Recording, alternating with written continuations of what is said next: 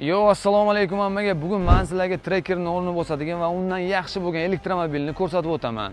Narxiga kelsak, narxi jihatdan Tracker bilan deyarli bir xil bo'lgan mashina Dongfeng Function Ailes yokimda L7 mashinasi. Bo'yi, uzunligi Tracker'dan katta, 4-6 uzunligiga ega mashina.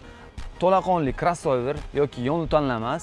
Mashinamizni batareya yomkisida 60 kW, ya'ni 518 to'liq elektrda 518 ta yuro oladi. Ichiga kirib o'tsak, hamma qulayliklardan bor mashinani, podlakotnik bar, mana bitta qo'yadigan joylari, zaryadniy устройстволар, USB'lar, полный bazalari hammasidan bor. Mana plastmassasi o'ziga yarasha, lekin o'zi narxi uchun menimcha zo'r variant. Mana bitta korobka peredachalari ham qo'lda, mana bitta spokойно yangicha modellarga o'xshagan mana bitta o'zgartiriladi. Mashinaning uzunligi ham uzun, orqa jihatdan orqaga juda keng joy bor. Mana qo'l yana bitta odam sig'sa bo'ladi mana bu yoqdan. Panoramasi ochiladigan lyuklargacha bor.